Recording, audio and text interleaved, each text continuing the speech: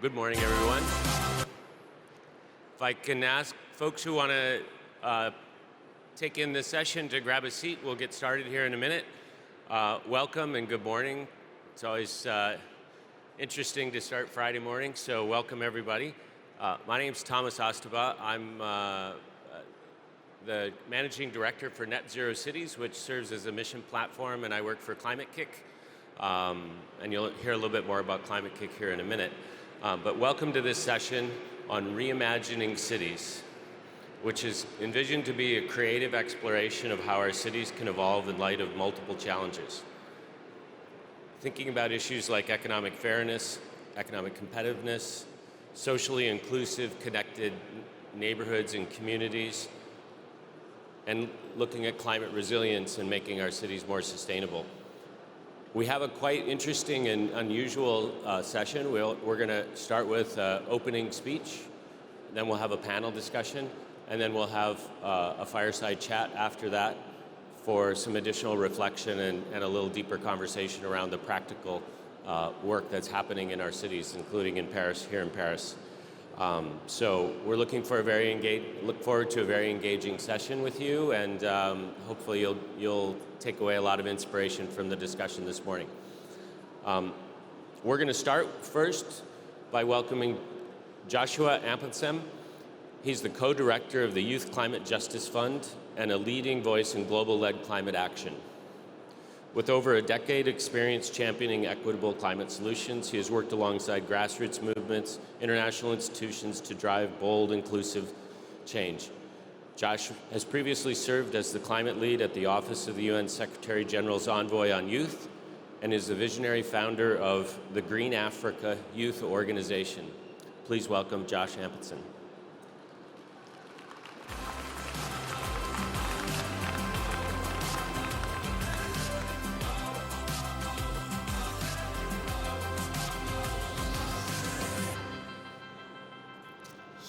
Hi, everyone.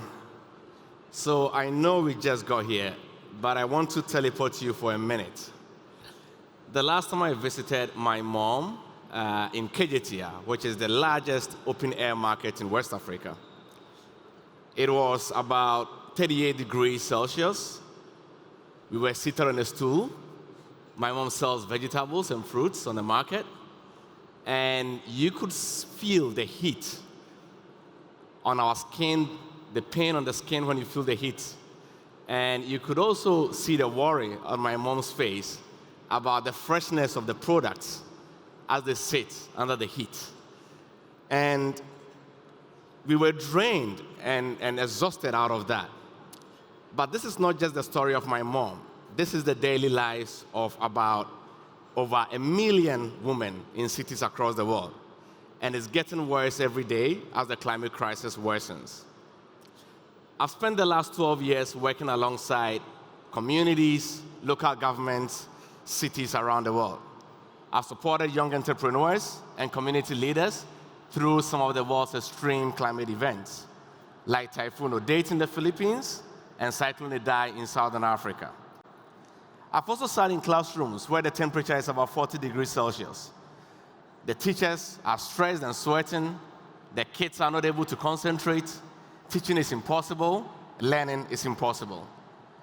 In 2019, I led the first technical paper on youth and climate adaptation with the Global Center on Adaptation in the Netherlands.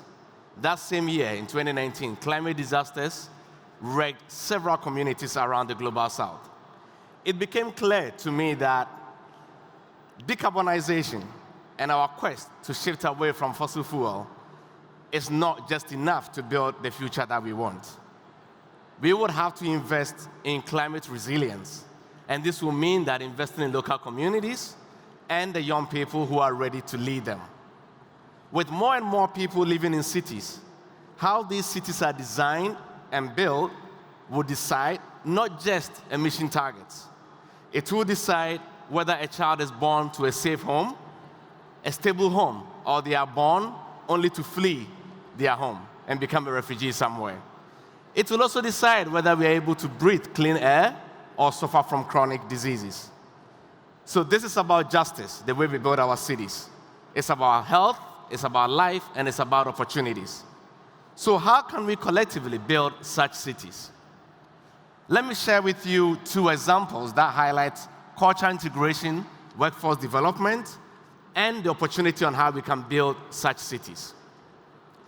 Let's start with the Global South. The Global South is urbanizing faster than anywhere else in the world. Over 75% of the world's urban population now lives there. And specifically for sub-Saharan Africa, this is growing much faster than anywhere else. And migration trends are very high. People are constantly moving to cities in search for better opportunities. But what they often find when they get to these cities is fierce job competition, unsafe housing, and rising inequalities, which in turn make them end up living in very unsafe environments, like the many, many slums and favelas that we have around the world, which are very, very much prone to the worst of climate impacts. And in the midst of this, as we try to solve this problem, we lose our culture. And I'll give you an example. In sub-Saharan Africa, the culture of shared outdoor spaces and spending time outside is very high. This is part of the fabric of society. We spend time outside, we talk to our neighbors, we cook together outside, we eat outside, we have community derbers outside. But as cities expand into concrete jungles, these spaces vanish. And as they vanish, it's not just the space that is vanished, it's the trust that people have in communities that are vanishing.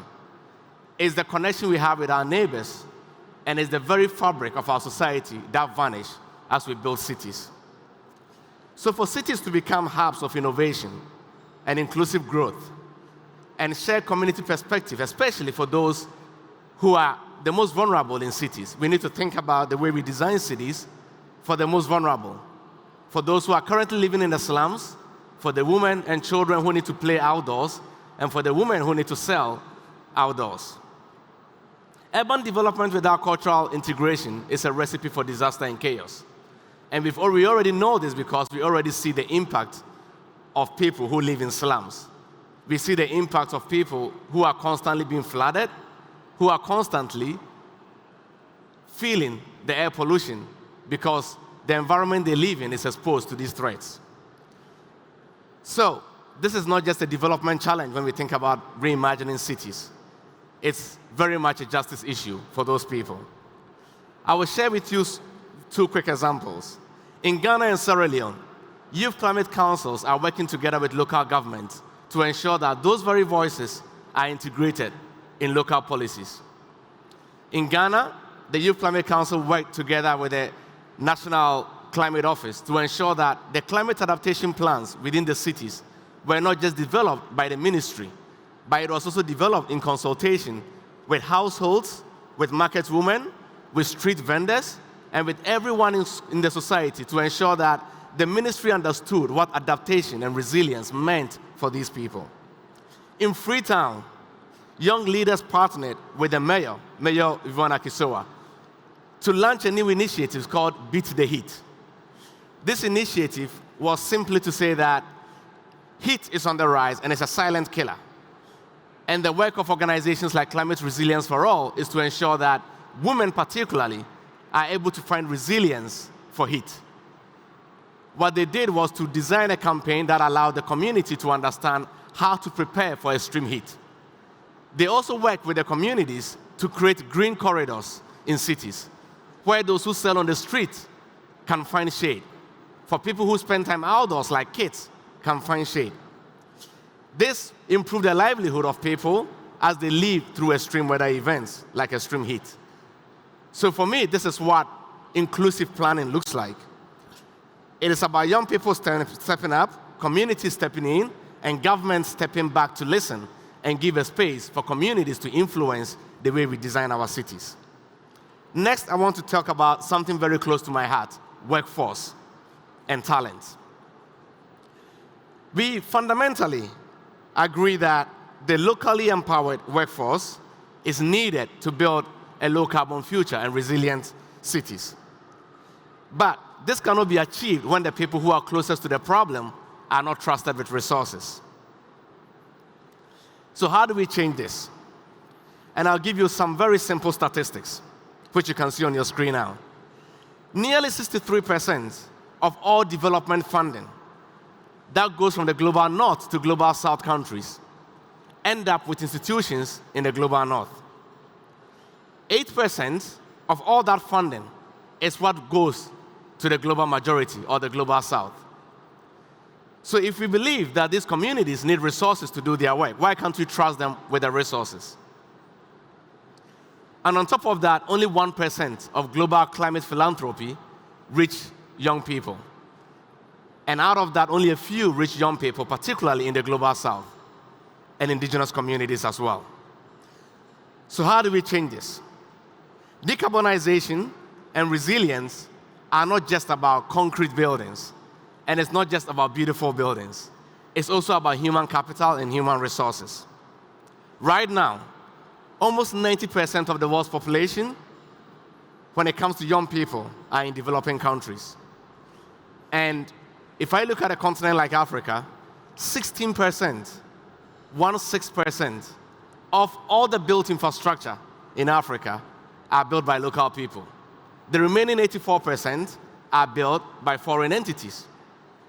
With this, the jobs, the opportunities, the income, the livelihood opportunities that are present for young people are taken away from them. We are outsourcing those opportunities and stalling the emergence of talent and skills in our continent. So, to tackle this, we established something called the Youth Climate Justice Fund. With this fund, we are providing funding to youth-led organizations, enterprises, all across the world, but particularly in the global majority or the global south, so that they can have their own vision of what resilience means for their cities and for their communities. In about 2 years, we've been able to deploy about $2 million to communities in about 55 countries. But philanthropy alone is not enough. We will need governments, we will need investors, and we will need corporations to understand that to be able to drive the change that we need, we will need our young people all across the world, and particularly in the global south, not just to be having jobs in their companies, but to become the raw talents they are, the engineers, the investors, and the entrepreneurs of what a resilient city means. A second example is that at the Green Africa Youth Organization, we are running something called the Africa Climate Innovation Challenge. The reason for this challenge was to understand that while philanthropy is not enough, Africa as a continent is booming with entrepreneurs. These entrepreneurs not just need funding, but they also need accompaniment and support to be able to redesign their communities and their cities. Through that, we are supporting and seeding those entrepreneurs. We've also launched something we call the Africa Climate Research Fund, understanding that there's a huge research equity gap in the world. Currently, 78% of all the climate research funding dedicated for Africa end up in global north institutions. Between 1990 and the year 2020, 90% of all the climate research funding, that research that was most cited for the work that we do on climate, were authored by global north researchers. This inequality exists. We have to name it, we have to call it, and we have to put in efforts to fix it. This is why we are seeding these young researchers and early career researchers in universities to do the research that is needed to build resilient cities. Good examples like the Zero Waste Cities Initiative of the Green Africa Youth Organization, which won the Earthshot Prize, is a good example of how young people and women, informal waste workers, and in the informal economy in Africa and in the global south need to have their rightful place in designing how a waste-free city would look like. By doing this work, they've been able to reduce as much emissions as a round-trip flight from Accra to London in a single year in a single municipality within a city.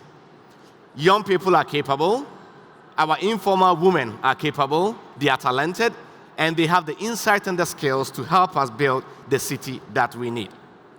I'm going to conclude my talk, and I want to leave you with something. The women on the open markets, the children in those classrooms who are sweating and are not able to study, they are not side stories of the climate crisis. They are at the center, and they need to be at the center. They are not waiting for any permission to lead. They have rich insights. They have the understanding and the lived experiences that can help us build these cities. Our job is not just to resource them, but it's actually also to invest in them, to listen to them, and to build alongside them. So, the next time I sit with kids in the classroom or visit market women in an open-air market in the developing world, I want to know that our climate solutions and the reimagination of our cities are not just to meet global climate targets, but they are personal solutions that work for these people. Let's build cities that don't just survive the climate crisis.